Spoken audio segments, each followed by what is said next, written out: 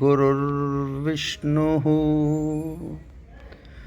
गुरुर्देवो महेश्वरः गुरुर्साक्षात् परं ब्रह्म तस्मै श्री गुरवे नमः। नमस्कारं मास्टर। नमस्कारं मास्टर E.K. नमस्कारं मास्टर M.N. नमस्कारं मास्टर C.V.V.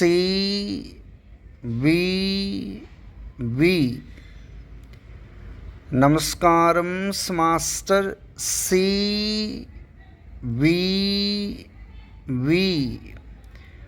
नमस्कारं master C.V.V. to your lotus feet. मातृदेवो भव, पितृदेवो भव, आचार्य देवो भव, अतिथि देवो भव, परस्पर देवो भव।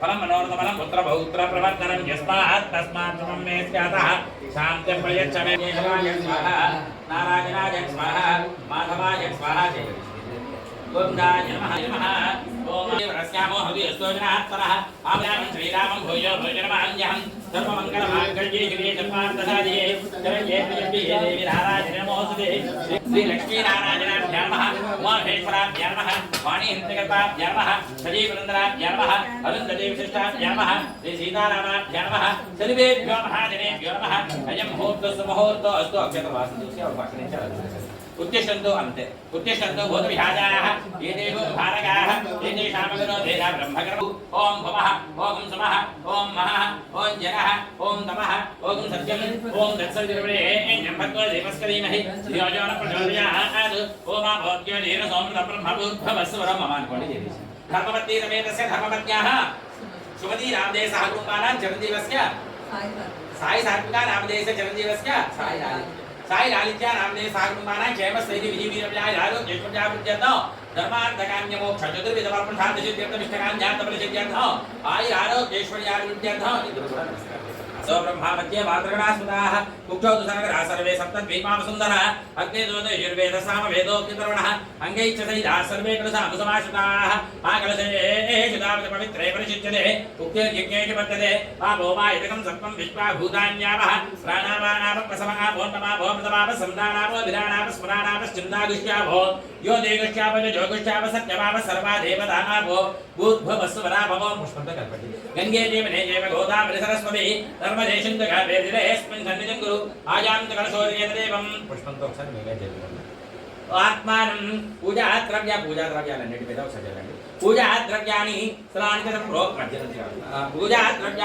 सलानितं प्रोक्ष्य पुष्पं गृहीत्वा ध्यानं आ पुष्पं అందులో పెట్టేసి పుష్పం తీసుకొని నమస్కారం చేయండి दूरभिस्ते ददातम् अलवेशन् श्रीमहागणाधिपतये नमः ध्यायामि ध्यानं समर्पयामि नक्षत्रवयति आवाहयामि आवाहनं समर्पयामि नवरत्नकसिंहासनान् समर्पयामि पुष्पं तोक्षं नीडयन्ति पादयोः पाद्यं समर्पयामि हस्तयोः अर्घ्यं समर्पयामि मुखे आचमनीयं समर्पयामि स्तमयामि आभोहिष्ठापयोपवत्तारभूत्येन धातना महेरणाजचक्षसे योमशमित्रो देवसोमः श्रीमहागणाधिपतये नमः वस्त्रार्थं पुष्पं समर्पयामि यज्ञोपवीतं परमं पवित्रं प्रजापतेन्यसायं पुरस्तात् आयुष्यमग्रिये प्रथमं यज्ञोपवीतं परमस्तुतेजः श्रीमहागणाधिपतये नमः यज्ञोपवीतार्थम् अक्षतान् समर्पयामि गन्धं सन्तिष्ठं गन्धद्वारान्तरादर्शा नित्यपुष्णाङ्गदीकिनीम् ईश्वरीं सर्वभूतानां ताभ्योपपयेश्वयं श्रीमहागणाधिपतये नमः दिव्यश्रीचन्द्रं समर्पयामि आजने देवराजने धूपारोहं पुष्पिनीः प्रदास्य पुण्डरीकान् समुद्रश्च गृहाय मे महागणाधिपतये नमः अलङ्करणार्थोक्षतान् समर्पयामि अथ पुष्पैः पूजयामि पुष्पं तदा पूजयामि ఓం సుభగాయ నమః ఓం ఏకదంతాయ నమః ఓం కపిలాయ నమః ఓం గజకర్ణికాయ నమః ఓం లంబోదరాయ నమః ఓం వికటాయ నమః ఓం విఘ్నరాజాయ నమః ఓం గణాధిపాయ నమః ఓం ధూమకేశవే నమః ఓం గణాధ్యక్షాయ నమః ఓం బాలచంద్రాయ నమః ఓం గజాననాయ నమః ఓం వక్రతుండాయ నమః ఓం శూర్పకర్ణాయ నమః ఓం హేరంభాయ నమః ఓం స్కందపూర్వజాయ నమః ఓం సర్వసిద్ధిప్రదాయకాయ నమః శ్రీకుమారగురవే నమః నానావిధ పరిమళపత్రం శ్రీ మహాగణాధిపతయే నమః నానావిధ పరిమళపత్ర పుష్పం కుమారితాం సమర్పయామి ధూపం మహాగణాధిపతయే నమః ధూపమాక్రాపయామి దీపం మీద వేసి సాధ్యం ద్రవక్య సంయుక్త పంఖినా యోజితం ప్రియం గృహాణమంగళం దీపం త్రైలోక్యదివిరామః భక్త్యా దీపం ప్రేత్యామి దేవాయ పరమాత్మనే రాహిమానరకః ఘోరాదిత్య జ్యోతిర్మోత్సవే మహాగణాధిపతయే నమః సాక్షాత్ దీపం దర్శయామి ధూపదీపాత్ర శుద్ధాత్మయం సమర్పయామి నమస్కారాన్ సమర్పయామి నైవేద్యం ఆ బెల్లం మీద ఒకసారి అలాగా పుష్పంతో నీళ్ళు నైవేద్యం ఓం భూర్భువస్సువః తత్సవితుర్వరేణ్యం భర్గో దేవस्य धीमहि धियो यो न प्रचोदयात् सत्यं सत्येन परिषज्यामि अमृतमस्तु अमृतोऽमृतमधि महागणाधिपतये नमः अवसरात् गुडकण्ठनैवेद्यं समर्पयामि ओम प्राणाय स्वाहा ओम अपानाय स्वाहा ओम यानाय स्वाहा ओम समानाय स्वाहा उदानाय स्वाहा मध्ये मध्ये वाणीं समर्पयामि अमृतावधानसे उत्तरावधानं समर्पयामि हस्तौ प्रक्षालयामि पादौ प्रक्षालयामि दुग्धायं समर्पयामि ताम्बूलं में चले अहमेतं पुरुषं महान्तो आदित्यवन्नं तमसस्तु बाले सर्वाणि रूपाणि विचित्रशरीरः नामानि कृत्वा विमुखनिजास्ते सम्राजं च विराजं च वेत्रीर्यामिनोऽभे लक्ष्मीरास्त्रस्त्वजां घेतजां आसनं ददां पुष्पं संतत शरीरस्तु समस्त मंगलानि भवन्तु कळगदगमि नित्य शरीरस्तु नित्य मंगलानि भवन्तु आनंद कर्पूरणि राजं दर्शयामि नीराजनां तव सुत्ताजमणीयं समर्पयामि नमस्करोमि नमस्कारां समर्पयामि सुवर्ण वस्त्र पुष्पं ओम श्री गणेशाय नमः श्री सरस्वतीये नमः श्रीपाद श्रीवल्लभ श्री गुरुदत्तात्रेयाय नमः श्री महागणाधिपतिकी శ్రీ మహాసరస్వతికి అస్మద్గురు పరంపరకు శ్రీకృష్ణ భగవానునికి సమస్త దేవీ దేవతా గణములకు ప్రణామాంజలులు సమర్పించి శ్రీమత్ అఖిలాండ కోటి బ్రహ్మాండ నాయకుడైన శ్రీ దత్తాత్రేయుల వారి యొక్క ప్రథమ అవతారమైనటువంటి శ్రీ గురుడు సాయం దేవునితో చెప్పినటువంటి సర్వశుభములను ఇచ్చేటువంటి అనంత పద్మనాభస్వామి వ్రతం గురించి మనం తెలుసుకుందాం. శ్రీ గురు చరిత్రలోని 43వ అధ్యాయంలో అమృతతుల్యమైనటువంటి ఈ దివ్యమైనటువంటి కథ ఉన్నది, తెలుసుకుందాం. శ్రీ శ్రీ శ్రీ అనంత పద్మనాభస్వామి వారి కథ భవిష్యోత్తర పురాణంలో కూడా ఉన్నది. శ్రీ అనంత పద్మనాభస్వామి వారి వ్రతం ఆచరించటం వలన ఎందరికో అభీష్టములు సిద్ధించాయి. మహిమోపేతమైనటువంటి ఈ అనంత కథ విధానాన్ని మనం తెలుసుకుందాం. జై గురుదేవ్. శ్రీ దత్తాత్రేయుల వారు శ్రీపాద శ్రీవల్లభుడిగా అవతారమూర్తి అయి మన పిఠాపురంలో జన్మించారు. అష్టాదశ శక్తిపీఠాల్లో ఒక పీఠమైనటువంటి పురుహుతిక అమ్మవారు, అట్లానే కుక్కుటేశ్వర స్వామి, దివ్యమైనటువంటి పరమ పావనమైనటువంటి పుణ్యతీర్థం పాదగయ, ఇట్లాంటి ఒక పరమ పవిత్రమైనటువంటి పుణ్యక్షేత్రం పిఠాపురం. శ్రీగురు చరిత్రలో శ్రీగురుడు సాయం దేవునితో చెప్పినటువంటి కథ ఇది, తెలుసుకుందాం మనం.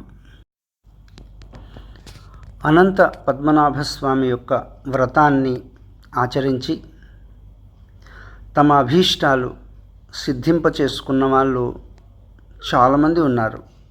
సకల ఐశ్వర్యాలతో సుఖ సంతోషాలతో వాళ్ళ జీవితాన్ని గొప్పగా మలుచుకున్నారు ఈ వ్రతాన్ని ఆచరించి. శ్రీ గురువు సాయం దేవుడితో చెప్తున్నాడు, ఓ సాయం దేవా, మహిమోపేతమైనటువంటి అనంత వ్రత విధానం వినుము. పూర్వము కపట ద్యూతము వలన కౌరవులు పాండుపుత్రుల సర్వరాజ్యాన్ని అపహరించిరి కదా. రాజ్యభ్రష్టుడైనటువంటి ధర్మరాజు 12 సంవత్సరములు వనములో ఉండెను. ఘోరారణ్యమున ధర్మరాజు తన సోదరులతో ద్రౌపదీదేవితో నివసిస్తూ ఎన్నో రీతుల కష్టపడుతున్నా ఎల్లప్పుడూ శ్రీహరినే ధ్యానం చేస్తున్నారట. పాండవుల యొక్క సర్వస్వాన్ని హరించటంకే, వాళ్ళ పుణ్యం కూడా హరించాలి అనేటువంటి ఒక దుర్బుద్ధి పుట్టి దుర్యోధనుడు దుర్వాస మహర్షిని ప్రేరేపించి పాండవుల దగ్గరకు పంపిస్తాడు. వారి కష్టాన్ని శ్రీకృష్ణుడు తెలుసుకొని పాండవులు ఉన్నటువంటి ప్రదేశానికి స్వయంగా విచ్చేస్తారు ఆయన శ్రీకృష్ణ భగవానుల వారు. చూడంగానే అత్యంత భక్తిభావంతో శ్రీకృష్ణుని దర్శనం వలన చాలా తాను పవిత్రుడనయ్యాను అని భావించి స్తుతిస్తాడు ధర్మరాజు. నారాయణ జయము, అనంత భక్తవత్సల హృషీకేశ జయము జయము, భవసాగర తారక జయము, క్షీరసముద్ర నివాస లక్ష్మీశ శ్రీపతే జయము జయము. పరమాత్మా, నీవే పరంజ్యోతివగు త్రిమూర్తివి. విశ్వమును నీవే సృష్టించుచున్నావు, నీవే రక్షించుచున్నావు, నీవే లయమునర్చుచున్నావు. విశ్వమునకు నీవే జీవమై సర్వమును సర్వదా రక్షించుచుందువు. పాండవులు నా ప్రాణములే అని అందరికీ ప్రకటించి మమ్ము వనమున పడవేసి ఇటువంటి కష్టములను మాకు ఏల కలిగించుచుంటివి. నీతో కాక మేము ఎవరికి ఎట్లు చెప్పుకునవలనో చెప్పుము అని ధర్మరాజు పలుకుచుండగా భీమసేనుడు వచ్చి శ్రీహరి పాదములను పట్టి, ఓ ప్రభూ, భక్తులమైన మమ్ము ఉపేక్షించుచుంటివేలా అనగా ధనంజయుడు కూడా వచ్చి శ్రీహరి పాదముల మీద శిరము వంచి, ఓ కృపానిధి శ్రీకృష్ణ, మా యందు నీకు దయాదృష్టి ఉన్నచో మాకు ఈ వనవాసము మొదలగు కష్టములు శ్రమ ఎందువలన కలుగుచున్నవి? కుంతీపుత్రులు ప్రాణప్రియులని నీవన్న మాటను సత్యము కావింపుము, మా కష్టములను పోగొట్టుమని విన్నవించాట. తరువాత నకుల సహదేవులు కూడా వచ్చి శ్రీహరికి ప్రణమిల్లిరి. ద్రౌపదీ సహితులైన పంచపాండవులను ఇటు నమస్కారమునర్చి, ఓ ప్రభు, మా యందు పక్షపాతం ఉన్నవాడవే, మమ్ము వనములో ఏల నిలిపెదవు. ఇప్పుడు మా కర్తవ్యము ఏమోయో చెప్పుము. ఇప్పుడు సామ్రాజ్యము మరలా ప్రాప్తించుటకు ఏమి చేయవలెను?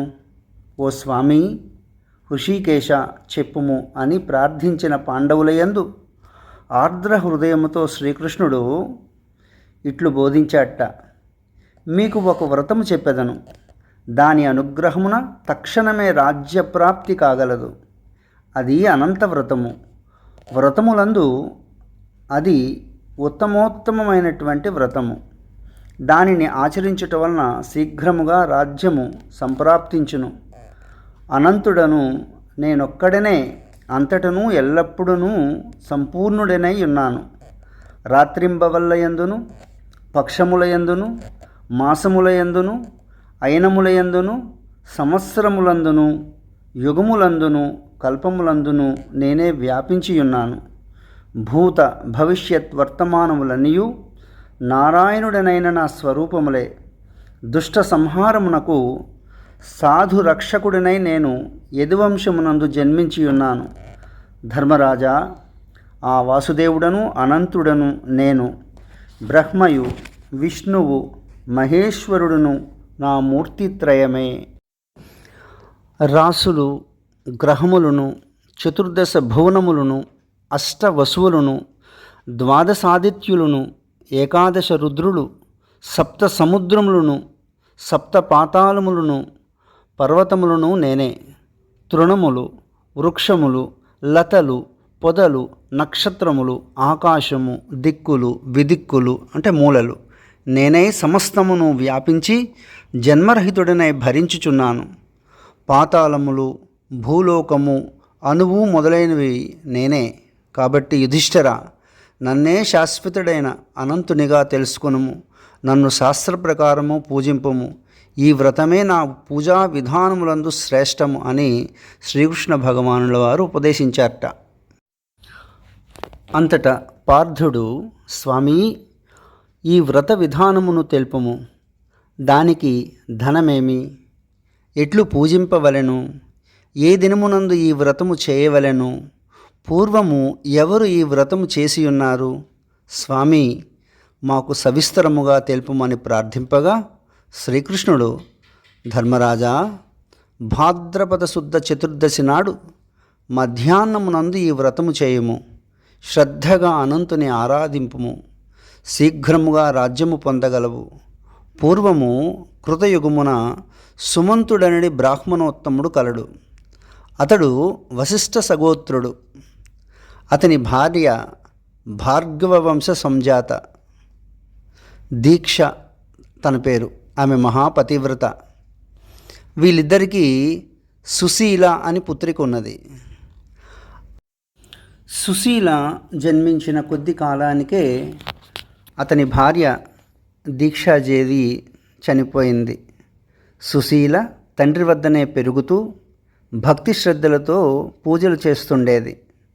సుమంతుడు తన కర్మానుష్ఠానానికి భంగము రాకుండా ఉండేందుకు రెండవ వివాహం చేసుకున్నాడు. ఆమె పరమ గయ్యాలి. ఎప్పుడు భర్తతోనూ సవతి కూతురుతోనూ పోట్లాడుతూ ఉండేది. సుశీల మాత్రం తల్లిదండ్రులను గౌరవిస్తూ ప్రతిదినము కూడా 5 రంగుల రంగవల్లులతో ఇంటిని శోభింపచేయుచు విచిత్రములైనటువంటి తోరణములను కట్టుచుండేదంట. ఇల్లు వాకిలి తుడిచినప్పుడు శంఖములు, పద్మములు మున్నగునవి లిఖించుచుండేది. కొంతకాలమునకు సుశీలకు వివాహయోగ్యమగు వయస్సు వచ్చెను. ఆమె తండ్రి ఇది కన్యాదాన సమయము కదా అని చింతించుచుండగా వేదశాస్త్ర పారంగతుడైనటువంటి కౌండిన్యుడు అనేటువంటి ఋషి యాదృచ్ఛికంగా వాళ్ళ ఇంటికి విచ్చేశాట. అతడు సర్వవిద్యా పారంగతుడై ఆ కన్యను భార్యగా స్వీకరించాట. 2 సంవత్సరముల 2 మాసములు ఆ నూతన దంపతులను ఈ ముని అంటే సుమంతుడు తన ఇంట ఉంచెను. సవతి తల్లికి కుమార్తెకు వైరము రోజు రోజుకి పెరుగుతోంది. ఆ కౌండిన్యుడు మామతో మరి ఒక గృహాన్ని నేను ఏర్పరచుకుంటాను మామయ్య అని చెప్పాట. సుమంతుడు దుఃఖార్తుడై, ఈ నా భార్య కలహకారిణి, వీరితో ఎడబాటు నాకిప్పుడు తప్పదు. పత్ని శాంతురాలు కాని గృహమే వనము అంటే అరణ్యం లాంటిదన్నమాట. పుత్రిక ఉన్నచో అల్లుని దర్శనమును సంతోషమును కూడా లభించు. ఇట్లా ఆలోచన చేస్తున్నటువంటి సుమంతుడి దగ్గరికి కౌండిన్యుడు వచ్చి, మామయ్య, 2 తాపస్సులు ఒకే చోట ఉండరాదు, అందువలన ఇద్దరికీ కూడా యోగాభ్యాసానికి హాని సంభవిస్తుంది. నేను వేరే దగ్గర ఆశ్రమాన్ని ఏర్పరచుకొని సుఖంగా తపస్సు చేసుకుంటాను. కొంచెం దూరంలోనే ఉంటాను. అందువలన తరచుగా మీరు నన్ను మీ పాపని చూడటానికి వీలవుతుంది అని చెప్పాట. అంతటా సుమంతుడు, ఓ సువ్రత, ఇంకొక 12 రోజులు మాత్రం ఉండండి, సర్వసిద్ధిప్రదమైన త్రయోదశి నాడు ప్రయాణం చేయటానికి బాగుంటుంది అని కోరాట. సుమంతుని మాట విని ఆ కౌండిన్యుడు మరొక 12 రోజులు అక్కడే ఉండి పిమ్మట భార్యను వెంటబెట్టుకొని ఒక సుముహూర్తాన ప్రయాణం చెయ్యటానికి నిశ్చయించుకున్నాడు. అప్పుడు సుమంతుడు తన గయ్యాలి భార్యతో, అమ్మాయి భర్తతో ఈరోజు వెళుతున్నది. ధాన్యం గోధుమలతో చేసిన దారి బత్తాన్ని అమ్మాయికి ఇవ్వండి అని భార్యను ఆదేశించాట. అంతటా ఆమె ఇంటిలోనికి పోయి తలుపు గొల్లెం పెట్టి ఏమీ ఇయ్యనని పలికిందంట. సుశీల తండ్రిని వారించుచు ఏమీ ఇయ్యనక్కరలేదు, నేను వెళ్ళేదనను. తండ్రి అయినటువంటి సుమంతుడు వంటగదిలో ఉన్న గోధుమ పిండి తీసుకుని వచ్చి కూతురునకిచ్చి రథముపై పంపించాట. మధ్యాహ్నమైనంతనే కౌండిన్యుడు ఒక నదీ తీరమున ఆహ్నిక కృత్యములు తీర్చుకొనెను.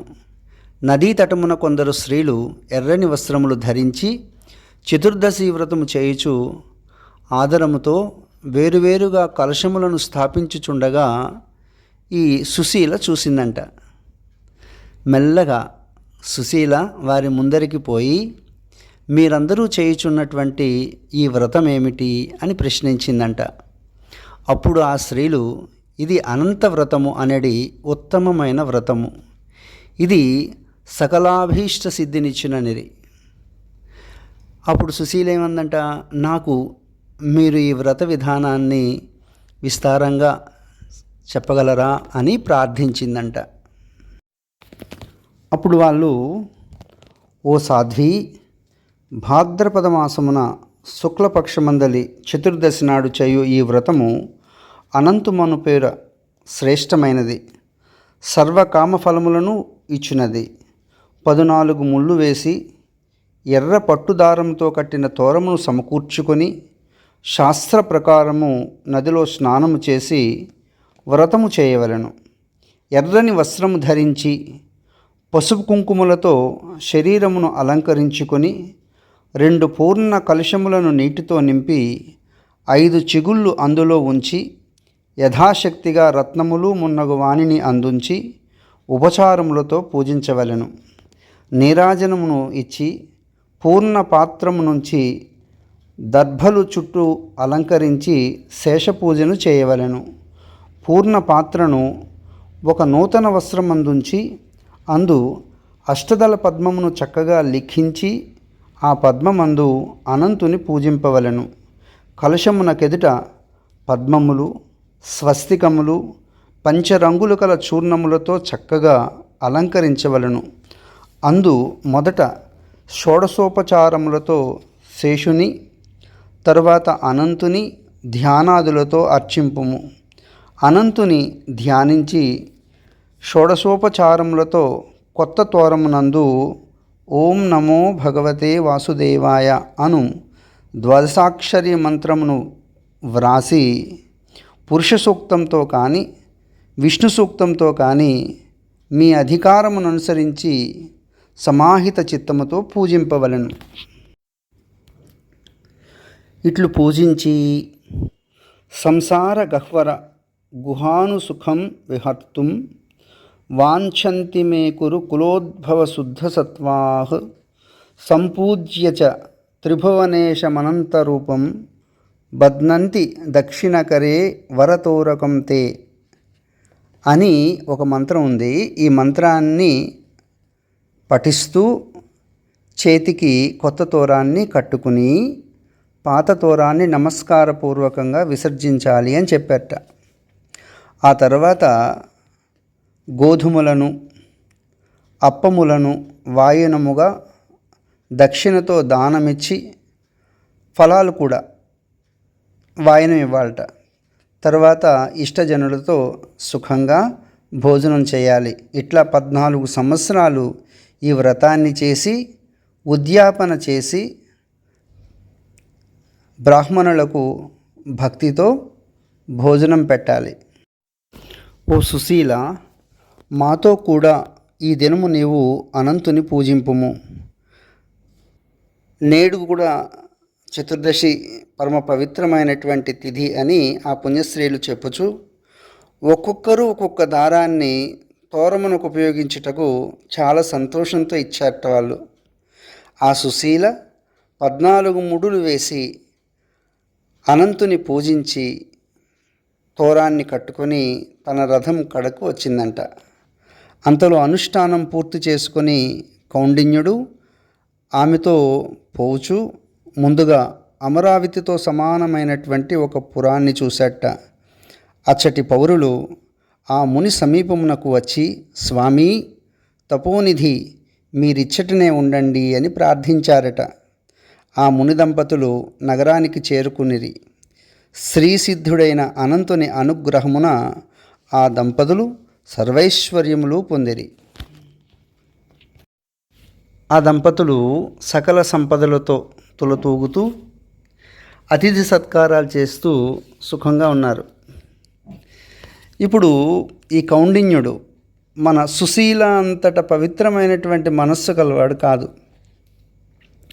ఒక రోజున ఈ సుశీల సందిట నుండి ఈ తోరాన్ని చూసి, ఓ కాంత, నీవు సందిటి యందు ఒక తోరణం కట్టుకున్నావు కదా, ఎర్రదారంతో కట్టుకున్నావు కదా, అది నన్ను వశం చేసుకోవటానికా లేక ఇంకొక ఎవరి కోసమైనా కట్టుకున్నావా అని అడిగట. అప్పుడు సుశీల, స్వామి, నేను అనంతుని తోరం కట్టుకుంటుని. ఆ దేవదేవుని అనుగ్రహం చేతనే మనకు ఈ సంపద చేకూరినది అని పలుకగా కౌండిన్యుడు కోపించి అనంతుని తోరమును తీసి అగ్నికుండమున వేశాట.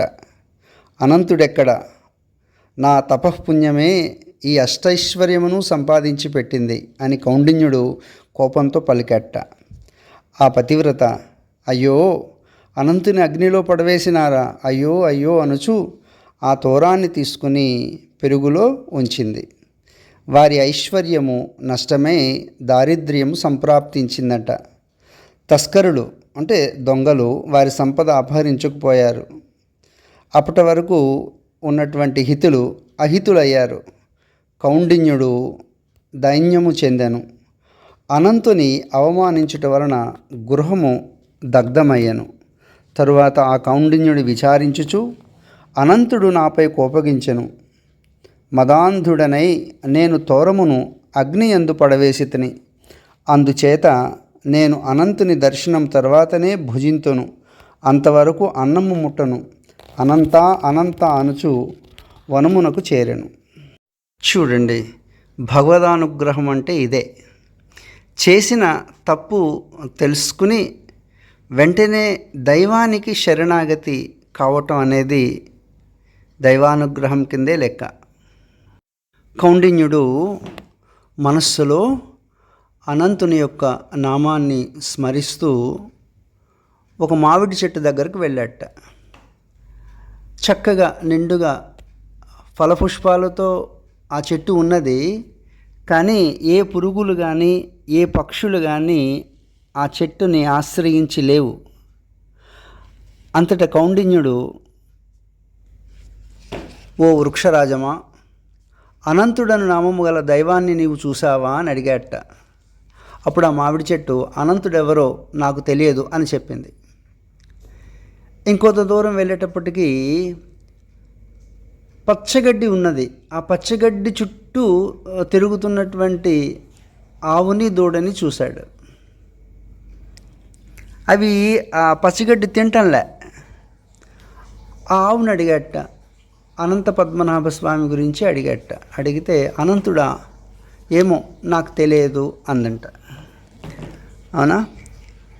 ఈ రెండు ఏం చెప్పాయంటే, ఒకవేళ నీకు కనిపిస్తే, నీకు అనంతుని యొక్క దర్శనం కనుక లభిస్తే మా దుస్థితి గురించి వారితో విన్నవించు అని చెప్పాయట.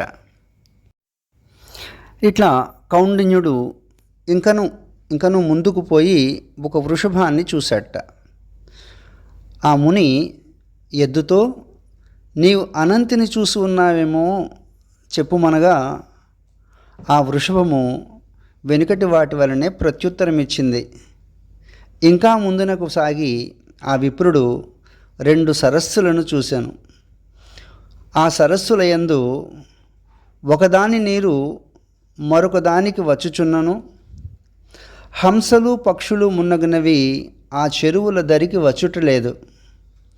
ఆ చెరువుల యందును తామరలు నల్ల కలువలు కూడా నిండుగా ఉన్నవి. ఆ 2 చెరువుల నీరు తియ్యగా కూడా ఉన్నది. కానీ ఏ పక్షి కూడా ఆ చెరువుని ఆశ్రయించి లేదట, ఆ సరస్సును ఆశ్రయించి లేదు. ఈ రెండింటిని కూడా కౌండిన్యుడు మీరు అనంతుని చూశారా అని ప్రశ్నించాట. ఆ రెండును కూడా వెనుకటి వాటి వలనే చూడలేదు అని చెప్పినవి. ఆ ముని ఇంకను ముందునకు పోయి ఒక గార్ధబొమ్మను అంటే గాడిదని, ఒక ఏనుగును చూసి మీ ఇద్దరిలో ఎవరైనా అనంతుని చూసి ఉన్నారా అని ప్రశ్నించాట. ఆ ఏనుగు ఆ గాడిద కూడా ఇంతకు ముందు అన్నీ ఏం చెప్పాయో అట్లనే మేము చూడలేదయా. ఒకవేళ నువ్వు చూసినట్లయితే మా ఈ పరిస్థితికి కారణం ఏంటి అనేది ఒకసారి తెలుసుకో అని చెప్పాట. అప్పుడు ఈ ఋషి అనంత అనంత అనుచనే మనస్సులో జపిస్తూ నామాన్ని మూర్ఛ వచ్చి నేల మీద పడిపోయేట. ఒక వృద్ధ విప్ర వేషధారి వారిని సమీపించి, ఓ విప్ర, లెమ్ము, నాతో రమ్ము, అనంతుని నీకు దర్శింపజేసేదను అని ఆ కౌండిన్యుడి చెయ్యి పట్టుకొని అరణ్యంలోకి తీసుకుని వెళ్ళిపోయాట. అక్కడ ఒక మహానగరాన్ని కౌండిన్యుడు చూశాట. శుభప్రదమైన రత్నమయమైన సింహాసనం నందు కూర్చుండి ఆ వృద్ధ వేషధారి తన నిజరూప సౌందర్యమును చూపించెను. కౌండిన్యుడు ఆ రూపమును చూసి స్తోత్రము చేయ మొదలుపెట్టెను. సచ్చిదానంద, గోవింద, శ్రీవత్సాంకిత, నీకు నమస్కారము. నీ దర్శనమాత్రమును నా పాపములు దుఃఖమును పోయినవి. నీవే బ్రహ్మ విష్ణు రుద్రాత్మకుడవు. ఓ వైకుంఠవాసి, నేను శరణు చొచ్చియుంటిని. అనంత బ్రహ్మాండనాథ, నేను పాపిని, భక్తి లేనివాడను.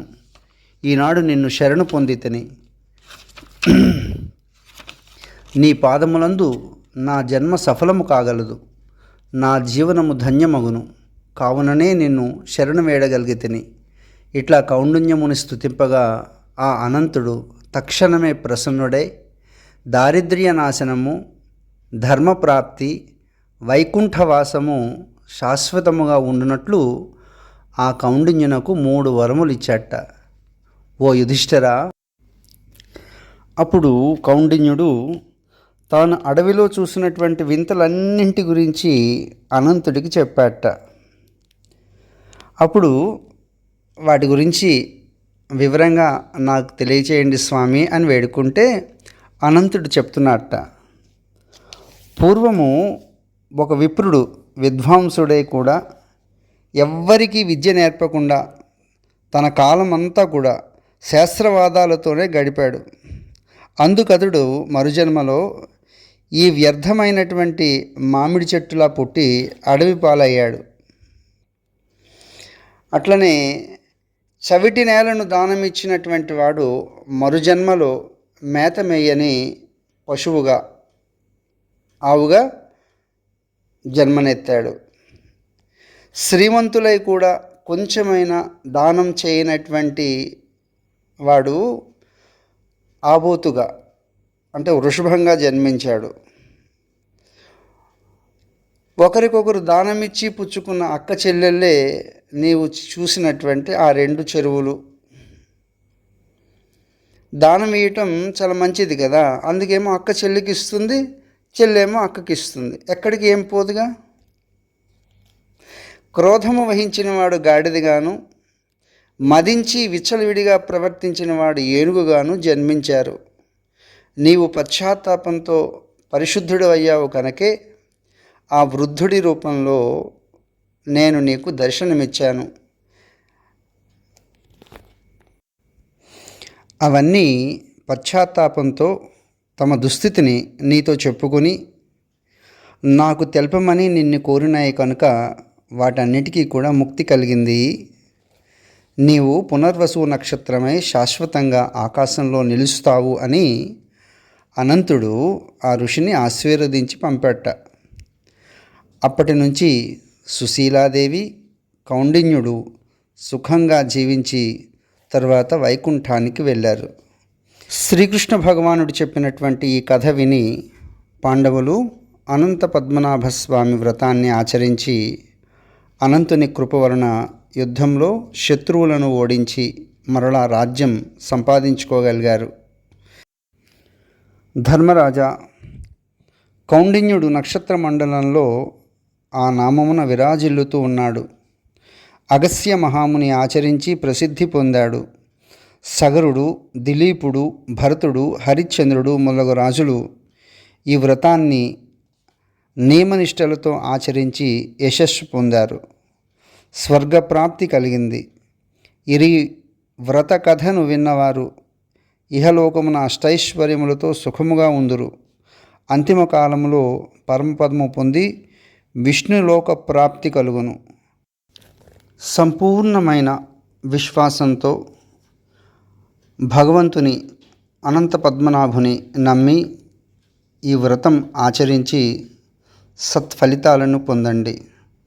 సకల ఐశ్వర్యములను పొందండి. కల్పవృక్షం వంటి శ్రీ గురు చరిత్ర నుండి ఈ కథ మనకి శ్రీ గురుడు అందివ్వటం జరిగింది. జై గురుదేవ.